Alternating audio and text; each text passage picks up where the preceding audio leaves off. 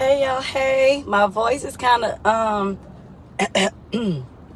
coming back a little bit, y'all. So I'm excited because at first your girl be freaking out and I be getting like anxious, like what's going on with me. I need my voice to come back. So the Lord knows it was time, baby. The Lord knows it was time. So it's much better than it was yesterday and the previous days before. So that's a good thing. That's a good thing. Makes me happy and I can stop worrying like, okay, come on, voice, come on. So we getting there. I just came on here to clarify some things from, I think like 3-4 videos ago maybe, when I was in my classroom and I was just saying like what I was going through in that moment. And I think a few people got it confused and misconstrued my message when I said that, okay, I'm ready for financial stability, like I'm ready for a financial change. And I think they got it twisted with me saying that I want financial stability in order to live a materialistic lifestyle. And that's not what it meant at all. So yeah, first thing first, when I was saying that I just want my finances to be A1 again, it had nothing to do with materialistic value or materialistic lifestyle, y'all. And I kind of explained it in another video on Sunday. Was it last Sunday, I believe, where it kind of just said what I really meant. And that was just like, I want to be so financially well off to where I can take care of my parents, and not only take care of my parents, but first thing first, take care of myself. You know, that's what my parents want for me. And I mean, that's common sense. That's what any parent in their decent mind would want for their child or their children, right? So they want what's best for me. That's what's going to make them happy. And of course, I want what's best for me as well. And in order to obtain that, I need the finances to be able to do that. The finances to be able to stand on my own 2 feet, to say, hey, okay, I want to move here. Boom, let me go move here. Okay, I need this. I need to make sure, I want to be able to make sure I have everything that's of necessity in this lifestyle, not materialistic, not a BMW, not a Mercedes, you know, though those are my 2 top cars that I don't mind looking into now, because I love me a Mercedes. I grew up around that type of car, that lavish and luxury car style. So that's what I would like for myself. You know, even my aunt, back when I was in, I think like a baby graduate from college, my aunt was like, I see this kind of life for you. I see you in this type of car. I see this, that, and the third for you. Right? So, you know, I've always envisioned myself that, because she planted that seed in my head. And again, not only did she plant that seed in my head, but before she even planted that seed, I've been around that type of luxury. So nothing luxurious and lavish or name brand, none of that does anything for me. I am built differently. None of that does anything for me. It's a beautiful thing to have.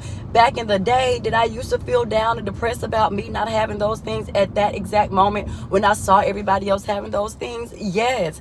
Social media used to get to me so bad. That's how I can sit up here and say, don't let social media get to you. Like, if you need to go ghost for 6 months to a year, like I did once upon a time, I went ghost for almost a year.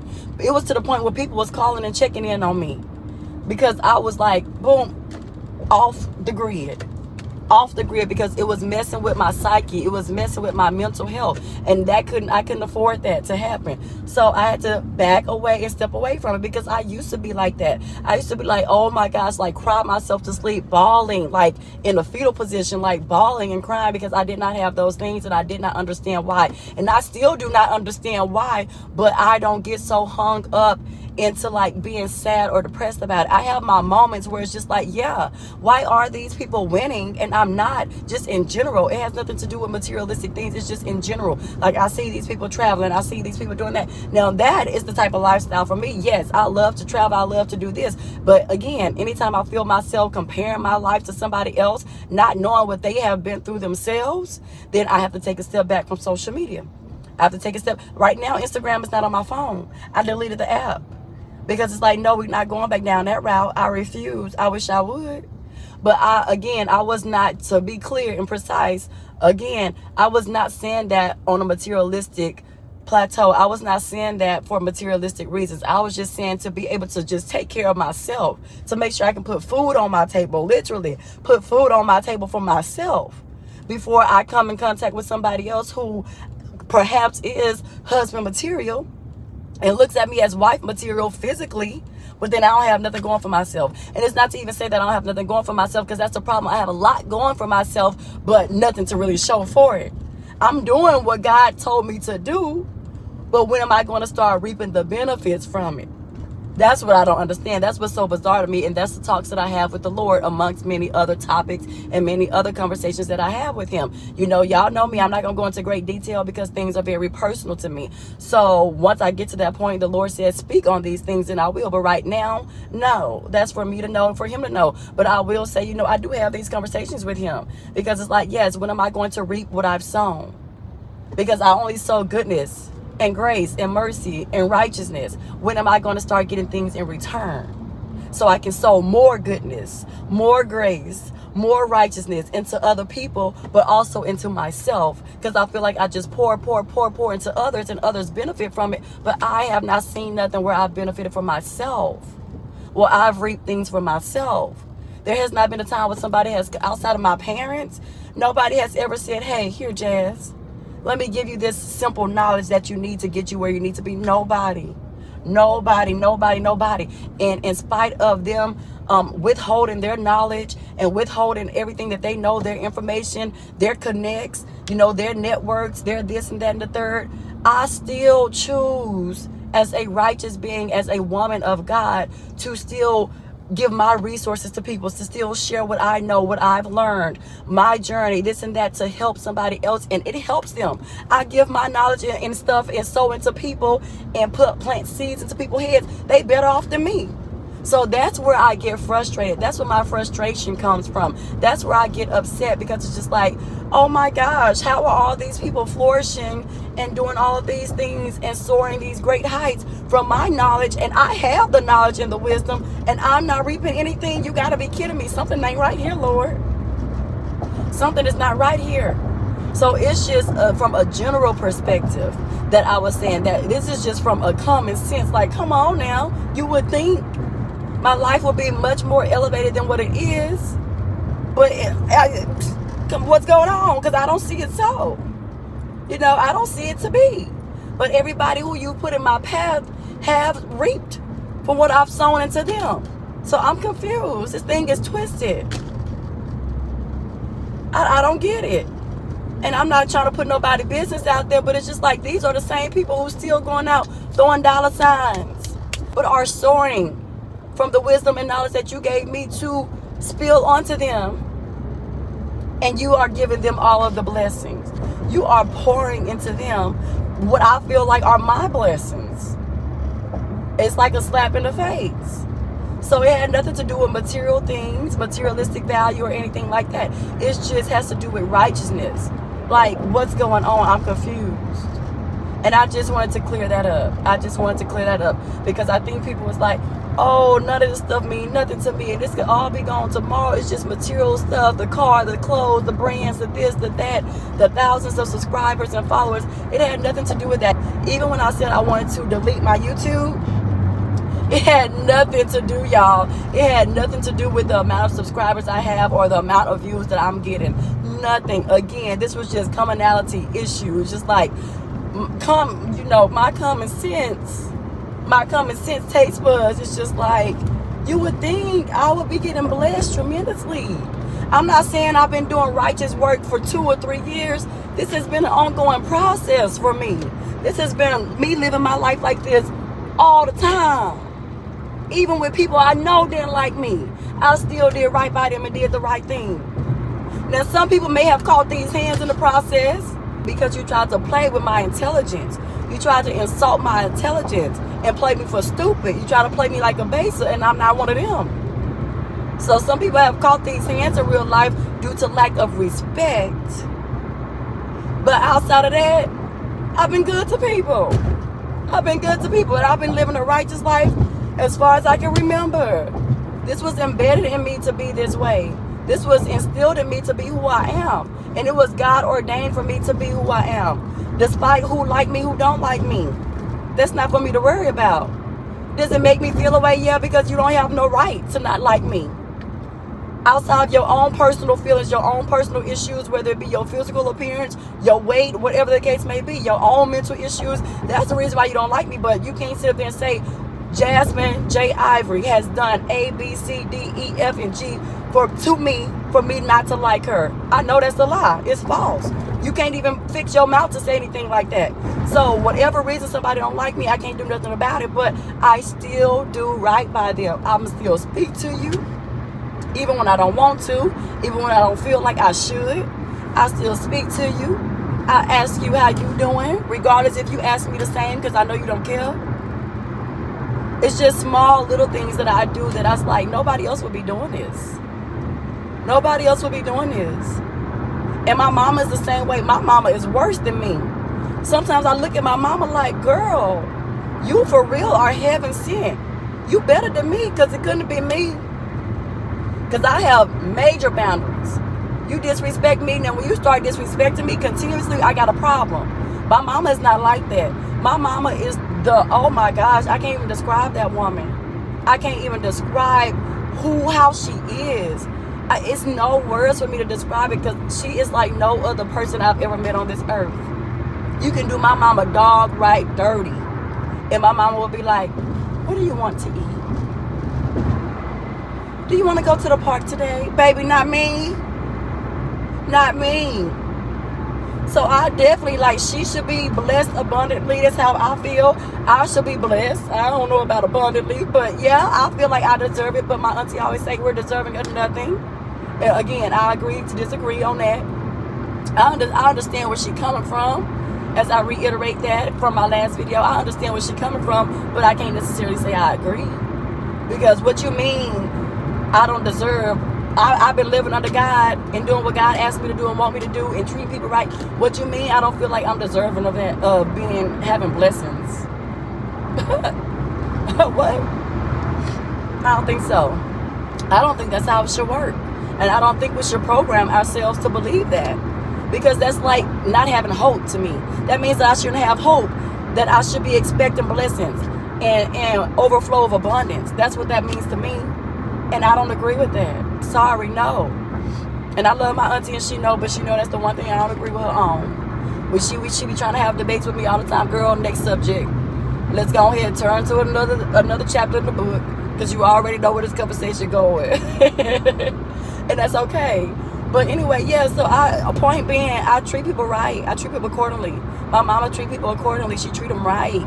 My daddy, he got his own stuff to fight and battle, but overall, he will give you the shirt off his back. We get into it often. I don't agree with what he do. I don't agree with his lifestyle a lot of the time. I don't agree with how he is a lot of the time. And what he think is okay in his way of thinking a lot of the times. Even now, he done pissed me off. He done made me mad. And I don't feel like talking to him right now. I'll call him back when I feel like, no, for real, when I feel like it, and just pray to the Lord keep him safe until I give him a call back, and that we don't end nothing on bad terms, because I don't take nothing for granted. But even him, and I still go back, hey daddy, love you. I mean, and we argue, because you're not going to disrespect me. I don't care who, you really didn't bring me into this world. The Lord brought me into this world. And just like you want respect, I wanted in return too. I'm 34 years old. You're not going to talk to me like I'm no rag doll and think you're not going to get something back in return. Sir, pump your brakes. Ma'am, pump your brakes. Because who y'all talking to? Not me. I'm so big on respect. I do not care who you are. When you disrespectful, you can get it. You and you. I don't care what your title is. No, because don't do that, because I would never disrespect you. Only time you would see me disrespect somebody, you best to rest assured it was a comeback from what they did or said to me first. Because I don't start nothing, but I give you a run for your money, going back and forth. And it's just going to be word for word, because I can go all day long. And then I'm going to repent after it and pray for you as well. But you're going to hear what I have to say. But regardless, I still treat people right.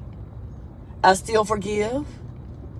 Now I see what my mama said. My mama be like, oh, I can tell you off. And then the next second, speak to you, hey. And most people want to say bipolar. No. Some things you still have to be who God called you to be. That's it. That's where it come from. I don't label myself. I'm not about to sit up here and label myself just because the doctors have a word for something. No. I don't consider myself no bipolar. I'm just a righteous person, and I don't hold on to stuff for a long period of time, because it starts to infect me internally, which then messes with my health, which then that's gonna make me angry, because now my health is off because of somebody who living their life as healthy as can be, ain't worried about me, but I'm sitting up here worried about them for weeks at a time. No, so I've learned to like stop. Now I see how my mama do that. Like, you forgive and move on. And that used to bother me so bad about her when I was little. She would read me so good, and then 5 minutes, I'm going out, blah, blah, blah. And I still think it was toxic. I ain't gonna lie, I still think it was toxic. And I still talk to her about that today. Don't give me a few minutes or give me a day or two, because I still don't necessarily operate like that fully. But I'm learning, and I've gotten better at it. And I'm able to understand and comprehend where she was coming from with it. But I'm still not all the way there.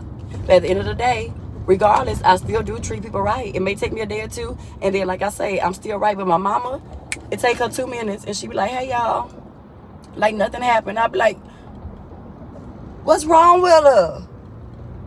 What's wrong with you? And I ain't gonna lie, I used to say she was BP when I was little. The word that I just said, I don't want to say it because I rebuke that in the name of Jesus. I'm not gonna speak that on my mama or nobody else, or not even myself. But I used to be like, girl, lady, you this. Because what's wrong with you? Who does that?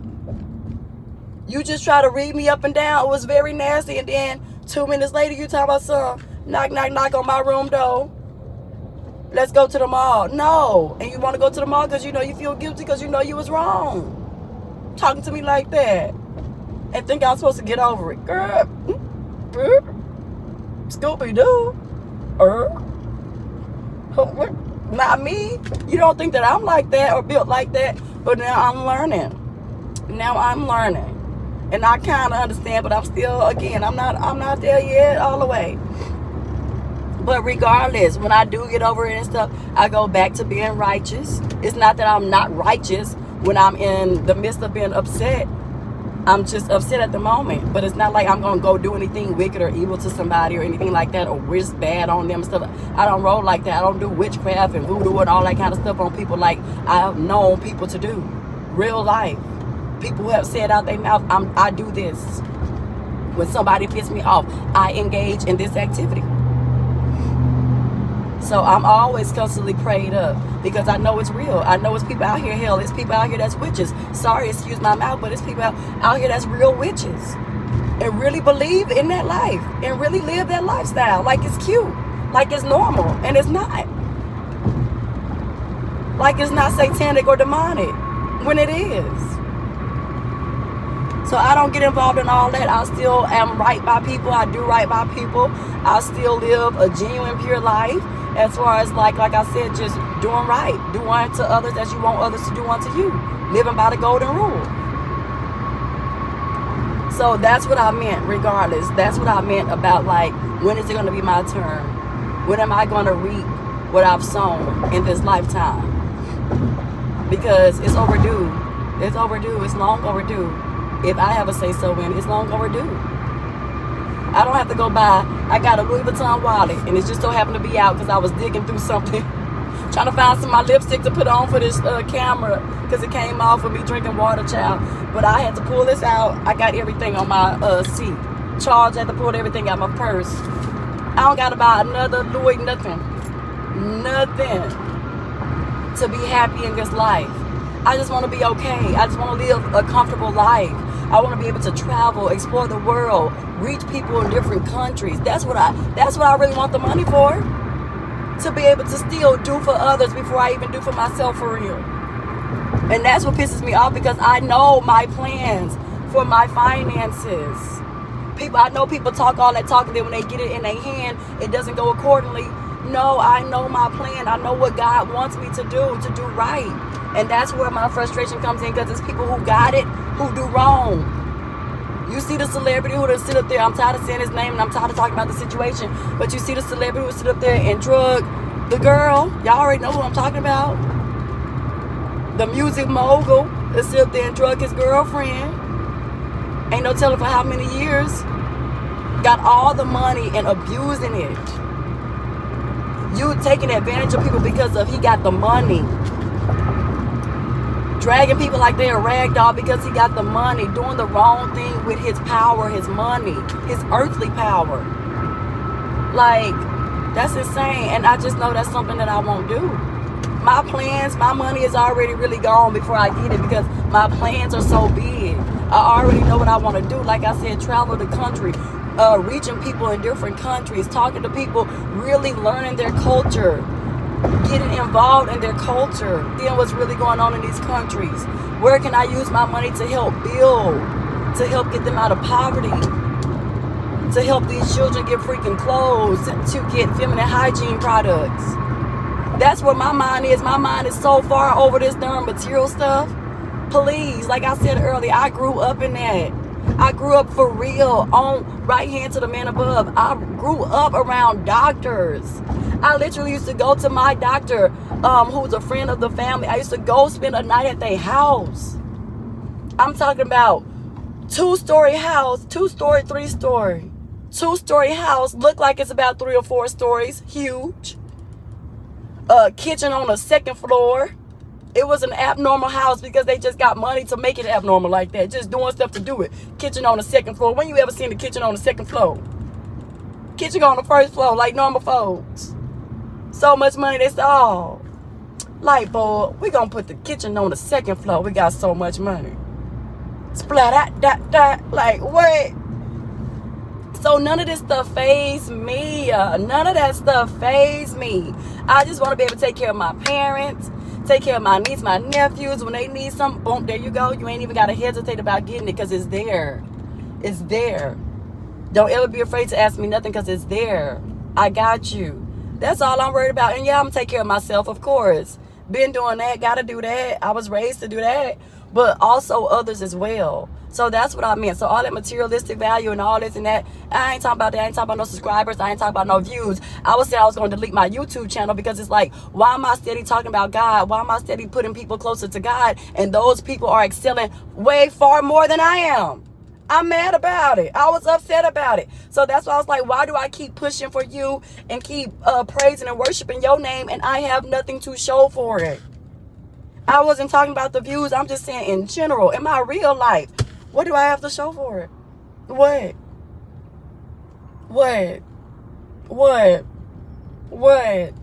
For real. So that's what I was talking about. That's what I was referring to. And yeah. But yeah, I'm like, yeah, y'all, none of this stuff fazed me, materialistic stuff. I got my first, everybody talking about coach. Baby, I had my first Coach bag when the doctor that I was just talking about, I used to spend the night because his wife used to request for me to spend the night. I don't know what it is about older folks or people in general, but when they see me, they fall in love with me. And it's been like that since I was a little girl. I don't know what God has really had something over me. His aura, his whatever, his spirit over me. People are just drawn to me. I promise I've been like this since I was a child. That lady used to say, Jerome, bring my baby. His wife used to come to his office because my daddy would have his doctor's appointments there. My daddy would bring me there sometimes with him. And so that's how his wife got to meet me. The doctor had already knew me, the primary physician. He had already knew me. It was a family clinic, so his sister was the admin. His brother is the physiotherapist. Y'all forgive me, I don't know which one it is, but I get physical therapist, but it's a specific word for it. But correct me if I said it wrong. I know it's not all the way perfect. I can't think of it out the top, but it's something in that area. So he does physical therapy, basically. And so his family owned, all black family, primary physician black, his brother black, admin, his sister black, and then everybody that worked in there who did phlebotomy, what's the other, somebody else that was in there. They used to do blood work and all kind of stuff like that, phlebotomists and stuff like that. But it was somebody else, not RN. Anyway, whole staff was black. Everybody was black.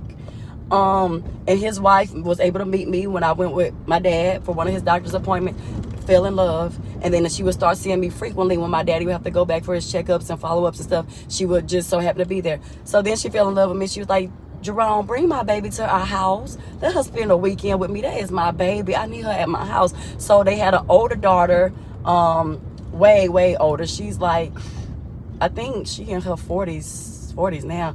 So they had an older daughter I never got to meet. They had an older son I never got to meet. And then they had the youngest daughter who was still very much older than me. I think she was in high school when I was in elementary school. And so she was the only one that was still at the house. So I gained a relationship with her, and I was like her baby sister.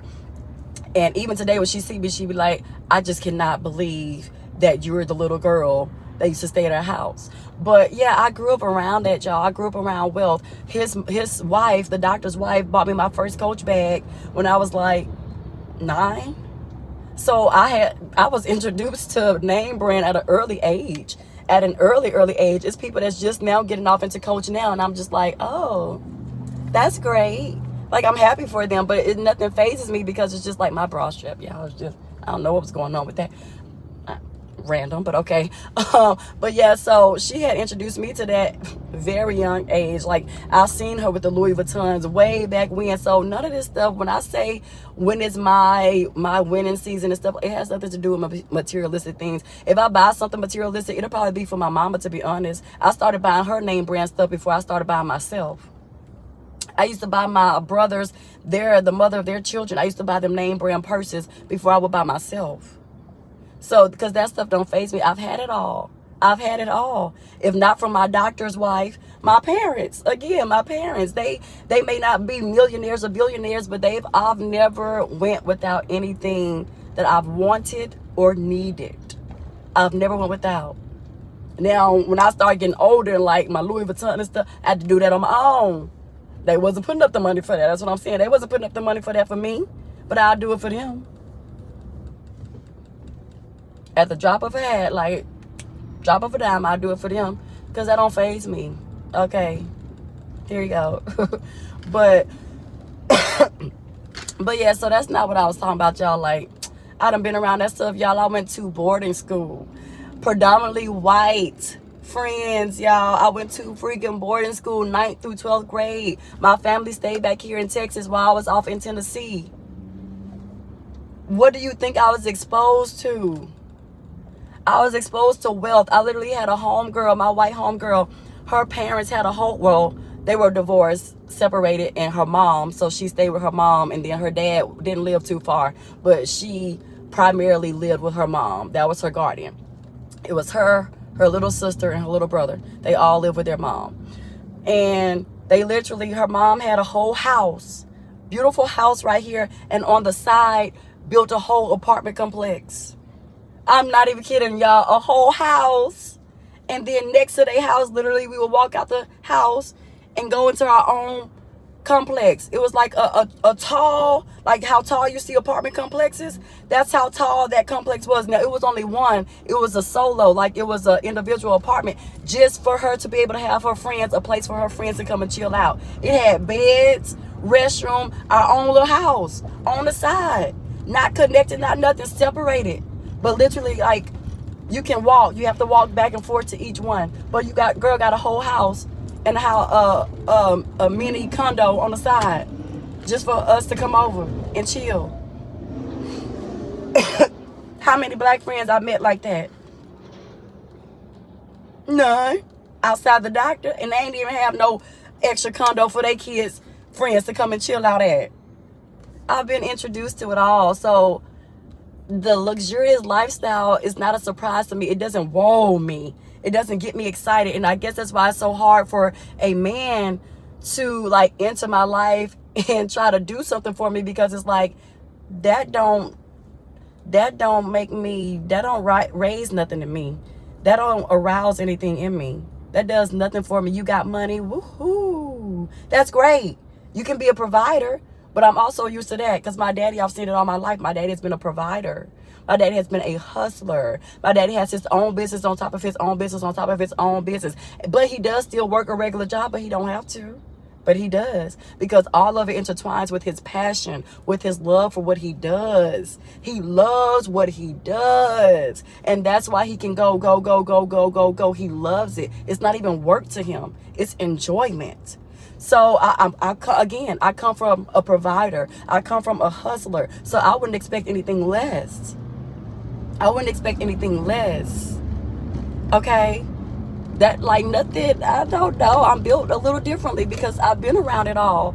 I'm to the point where I'm just like, nothing is suitable to me. And when I say suitable, it's just like, nothing phases me. Okay, you got a private jet? That's cute. But it don't do nothing for me. That's nice. I enjoy it. I enjoy living lavish. I think everyone should. And I think everyone should have a taste of what that feels like. Just to know that it's achievable. Just to know that it's out there. Just to know that you can do that. You can reach those heights. But does it do anything for me? No. Is it going to make me come to your beck and call and your every need? No. Why should it? Why should it? Like, what? No. I've seen doctors, all of the doctors at my primary physician. Well, he's no longer my primary physician because I grew up and I'm an adult now. And I don't want him down there in my area like he was when I was a child. But when he was my primary physician, like I said, I go to their house, beautiful backyard, huge pool, beautiful pool. I mean, land in the back, a waterfall coming from his pool, leading into his pool. That's what I was exposed to. So when I be talk about what I feel like I deserve, when am I going to reap what I sow, it's nothing materialistic. And I don't want people to get that misconstrued or confused, which is why I'm clarifying those things. Like, all of them, Mercedes, they all drove Mercedes, honey. BMWs. The white girls I was at boarding school with, all BMWs. Pardon me, BMWs. I had a homegirl, she was from London, born and raised in London. Family came on over here to the United States, ended up in Tennessee. I forgot how she said they ended up in Tennessee, but I know I asked her because it's like, girl, London to here? Why? But Tennessee is beautiful. I'm not knocking Tennessee. I'm just saying, like, girl, it's London. Why y'all came to the U.S.? And it was a black girl that was from London as well that was also at the boarding school that I went to. But her family had moved to Atlanta. But anyway, so it's just like, yeah, money. Like she said they were wealthier in London than they were when they came and had to convert their money from London into U.S. money, into U.S. coins. She said they were wealthier in London, but they still had a nice life here in the U.S., in Tennessee. Because we went to her house too, baby.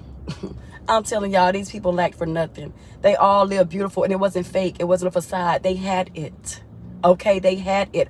My other homegirl who I said had the house with the complex, that was actually one of her best friends, the one from London. It was all a group. It was all a group of girls. They were all connected, all best friends, and I was a part of that group. But yeah, they were the it girls, all of that. Like I said, I've just always been, people just always took to me, and they always wanted me to be a part of the popular crew. Never asked for it, never wanted it, never really cared for it. I just drew popularity. And you can ask anybody from the time I was in middle school, elementary, high school, all the way to college. I knew everybody. And it wasn't by choice of me going out there trying to make friends. People just gravitated to me, and it was effortless for me to do that, to make those connections, to start a conversation, to talk about this, talk about that, because I was genuinely relatable to other people. Nothing about me is a facade. Like, I can't do that. That's not me. That's not my lifestyle. That's not who I am. I can't fake it till I make it. No. If I'm broke, I'm broke. If I got money, I got money. Like, I ain't gonna fake nothing till I make it. That's how y'all go broke now. Trying to keep up with other people's lifestyles who really have it, and y'all don't. Y'all don't got it like that for real. Maxing out credit cards. Who about to do that? Not me. I'm already in enough debt with my bachelor's degree. I ain't trying to get in more debt. I ain't about to max out nobody's credit card. Learn about credit. And learn how to use it the right way. I ain't about to play the fool. But yes, honey, all them girls had it like that. And even the white girls, they'll tell you if their parents was fake. But none of them was like, everybody's like, nah, my parents got it for real. And they never bragged about it or boasted about it. We would be telling them, girl, y'all the rich girls. And they'd be like, no, stop saying that. They'll be very modest about it, which I love. That's what I be talking about, be humble. Because I've seen rich people who really got it, who humble. I've seen rich people who really got it, don't even own the Louis Vuitton, nothing. But really got it like that, though. Child, black folks go broke trying to look rich. And rich folks look broke and really rich. That's why I'm like, I don't even care. I know a whole millionaire. I got his phone number I can call right now. and he wear Hawaiian shirts every day.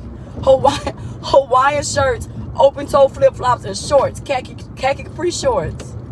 That's it. He don't even look like he got money. And I remember when I was little, child, they had so much money. I think it was for my daddy's anniversary for being on the job for so long or whatever. That's the first millionaire I ever got introduced to.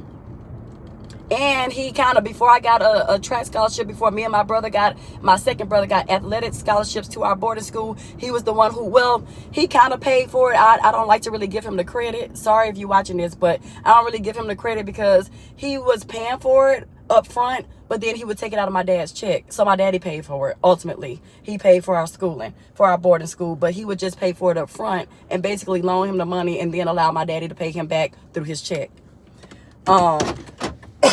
And when I say garnish, he would garnish my daddy check. Garnish it, okay?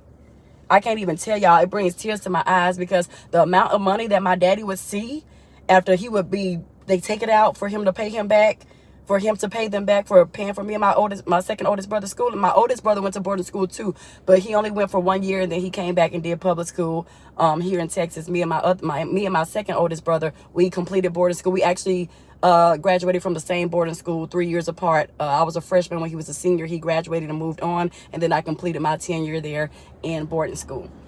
So yeah, I've been around it all, y'all. That don't be tripping. Don't trip and don't misinterpret or misunderstand my message when I be talking like that. It just means like I just, because I know how I live my life. And it's like, when am I going to start being rewarded for it? That's all my message was. I can go on and on and on. Like, I'm telling y'all, I done been around people. Like, still got the man number in my phone. I know if I call and ask him for something, he would give it to me. But I'd rather not, because it goes into a whole nother thing of how I don't believe in his beliefs and certain things like that. So it goes a little bit deeper for me, which I won't go into detail. But just to give y'all a glimpse. Yeah, it's just like certain things I don't agree with. And certain things I'm just like, well, I got to talk to him about. And so I'd rather not. I'd rather go through knock on every other door than to have to resort to him. But I know he would help me, and his wife would help me if I called and asked for any type of help. He bought me my first, when North Face was a big deal, when the brand just came out, before it barely even hit the shelf, him and his wife had bought me my first North Face. It was like a little vest, and my favorite color is pink. So it was like a light pink North Face vest. Baby, wore that thing out in boarding school because it was Tennessee. It was freezing. That's why they bought it for me. They knew it would be useful and that I would actually utilize it and wear it and get its money's worth. A Blue Jay. It's a Blue Jay, y'all. I saw a cardinal over here in the Blue Jay. But to be honest, they fly around all the time. It's only one Blue Jay and one cardinal. They just fly around all the time. But I still rarely see the Blue Jay. I see the cardinal more. So I'm just so happy I get to see the Blue Jay. Because that little bad boy, that little sucker barely come out. He be trying to hide. But anyway, excuse me. Oh, he's so cute and precious. Now, that's my mama's favorite bird because her birthstone is blue. She was born September 24th. Birthstone is blue, so she loved Blue Jays. But that's why I get excited to see them. But yeah, so it's like, y'all, yeah, that's not what I meant at all. So don't get it twisted. Don't get it conflicted. No, that's not even the word to use right here. But for real, don't get it twisted. Like, that's not what I was talking about. I didn't experience it all. I done been there, done that, been exposed to wealth all my life since I was 7, 8, 9, all the way up until now, child. Honey, don't let it faze me. My parents owned a Mercedes Benz. It's like, come on. They lost it in the flood. I think Hurricane Harvey took it away. But yeah, they had one for like, I think they had that for like 7, 8 years. They had it for a minute. So I'm like, I'm used to going around and at my aunties on my mom's side, they all drive a Lexus except for 2. But everybody else drive a Lexus. So I'm used to that. Like, I'm used to it, y'all. And they can afford it. It's not a facade. It's not for play. They can afford it. My auntie's been racking up. Well, one of them, she's a retired RN. But she still goes in and teaches the incoming nurses, the newbies, because that's still her passion. That's what she likes to do. And it keeps her moving. It keeps her living, her liveliness. So she does that, and then she goes and teaches her arts and crafts to the elderly at the old folks home. the elderly home. So she's still busy. So they got real money. Okay. I don't come from just no wasting your time while you're here on earth type of people. Okay. They be getting theirs, and getting what's owed and due to them. Okay. So I've come from this. I'm true to this. I ain't new to this. That don't faze me, honey. You can go buy me a whole big old Birkin and I'll send it back. Because first of all, that's money for property. That's money for land. What is this foolishness? I would probably laugh in the guy's face if they sit there and bought me a Birkin. Are you stupid? Take that back. Get away from now. Now, matter of fact, you go. Bye. Because that's a turn off for me. Because what? You can't buy me? That don't even faze me. What kind of woman you think you messing with? You dealing with? I know the world is telling y'all that this is what the women want. That's not women. That's a grown girl in a woman body. Got all the physical assets of a woman, but that mindset is 10 years old. You dealing with a 10-year-old. No, I'm not that. This property of God ain't that, okay? Like, I done stopped the car now. I'm sitting up there still with my seatbelt on. But I ain't that. So that stuff don't faze me. It don't tickle my fancy at all. It don't make me giddy. Or it don't make me feel no kind of way. At all. No kind of way. So yeah, that's my message for today. And oh my gosh. I ain't got no more water. I got a little bit in this one. But yes, pardon me, y'all. I'm sorry.